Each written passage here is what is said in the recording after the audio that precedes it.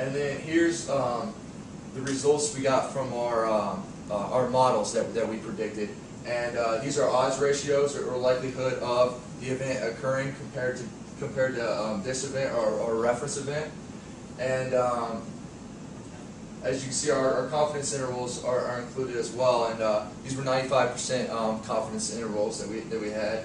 And one thing is that if the confidence intervals do not include 1, then we're able to determine that this result is statistically significant. So, and for several of these cases, we were able to conclude that it was statistically significant. So right here, this is our critical barrier type and how this affects whether a vehicle rolls or not. And as you can see here, concrete barrier is about half as likely to roll than metal barriers, impacts with metal barriers. And this is determined to be statistically significant. However, a concrete barrier is more likely to be the tripping mechanism in an event than the metal barrier, but this is not statistically significant, however. And then right here's our vehicle to barrier interaction, and so we looked at snag compared to smooth.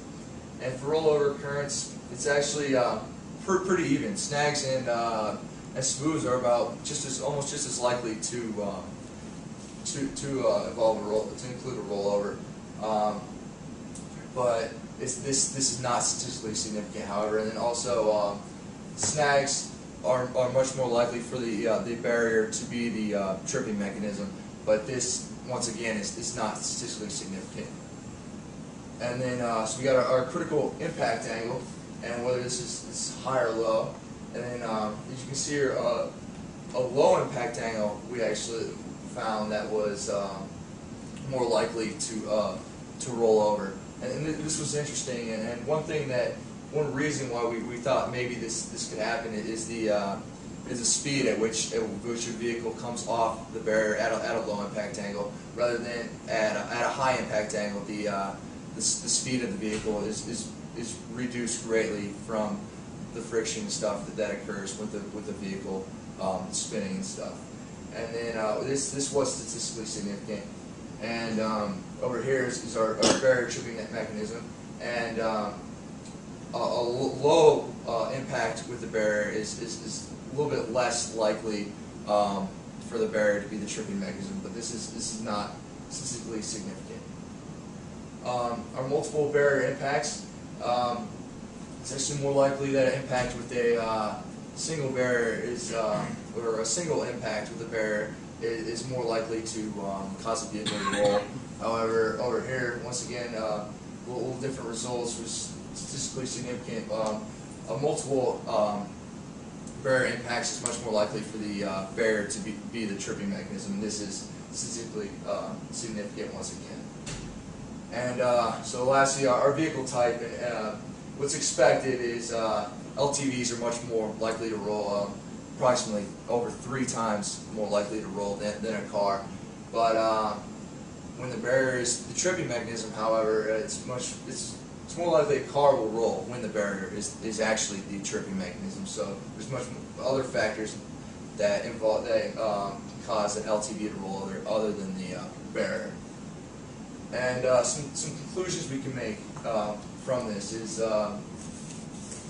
like we saw in the first results, a vehicle is less likely to roll when it impacts a concrete barrier. However, the concrete barrier is more likely to be the tripping mechanism, which is interesting result. And impact angle is more important than our vehicle to barrier interaction.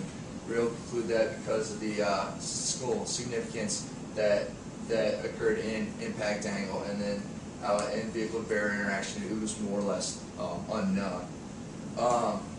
More than one barrier impact is much more likely for the barrier to be the tripping mechanism, and LTVs are 3 times more likely, as shown previously. So some limitations of the study. For our cases where rollover actually did occur, we had a relatively small sample size, approximately 500 cases. So it's kind of hard to determine something with statistical significance with a small amount of cases for the rollover. That's why some of the cases where the barrier was the rollover, that model that we predicted whether or not the barrier is or is the tripping mechanism. That's why some of those cases were not statistically significant and were a little different than whether or not a rollover does occur or not. And so we will, in our impact angle and vehicle to barrier interaction, there's some uncertainty involved with the fact that there's judgment involved and human error that could have occurred by just looking at the scene diagrams and different cases. And then the impact severity is not included, which is which could be very important into whether a vehicle rolls or not. And this is the speed at which the vehicle is traveling when it impacts the barrier, which is another factor that could involve whether a vehicle rolls or not. The reason this wasn't included is because this information's hard to get, and there's not much information out there on the speed at which the vehicle impacts the barrier. And there was very few of these cases where the speed was actually known, and so for the purpose of the study, we didn't include it because of the few amount of cases. And then steering inputs are also known, so we don't know how the driver reacted when they impacted the barrier, because that could also be another factor on whether or not the vehicle rolls. And this is something that you really can't find out from post-crash analysis. Some recommendations we can make is we can change the barrier testing impact conditions. Most of the testing that occurs in vehicle to barrier test crashes is done at an impact angle of approximately 25 degrees. And since we saw here that the impact angle that was more likely to cause a rollover was at a lower impact angle, so testing should be done at a variety of different impact angles, and especially these low impact angles should be looked at as well. And as also higher impact angles is something that should be considered as well when testing these vehicles and barriers. And one reason why they don't test very many angles is it's relatively expensive to do crash tests, and so they don't look at those. Concrete barrier shape is a second important factor in whether a vehicle rolls or not. There's primarily one shape, and that's that New Jersey style shape. There's a couple others, but they're not used very much, and so that could be another factor that should be considered, especially because as we saw earlier, that concrete barriers are much more likely to be the tripping mechanism than metal barriers. And we also need to pay attention to roadside design. This is specifically placement of the barrier, because placement of the barrier could be an important factor, because how we saw that in a lot of cases the barrier actually isn't the tripping mechanism, and something else causes the vehicle to roll. So placement could be a big factor in that cause of rollover when the barrier is not the cause. So any questions? I'll start off with mine. That's a nice job, by the way. I think it's very informative. Matter of fact, what I can't seem to get my brain wrapped around is what's interesting to me is that the fact that there was more rollovers for guide rails, I guess, is what that's saying. Even though when you have concrete barrier, it has a tendency to be the tripping cause. Yes.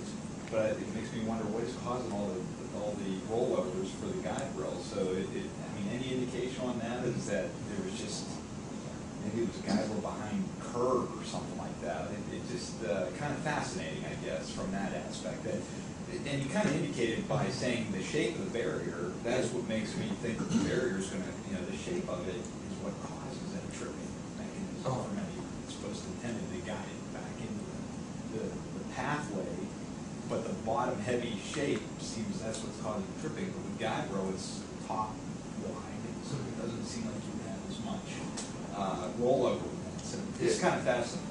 Oh, it's a lot of that comes down to the placement of the barrier, and some of these other factors is the ground causing the tripping mechanism, and the barrier, its distance placed away from the road could be a factor, as well as could impact the metal barrier, redirect off the metal barrier, and there may not be a barrier on the other side of the road, and so it could go off the road, impact an embankment, a pole, or some sort of other object like that, which could cause it.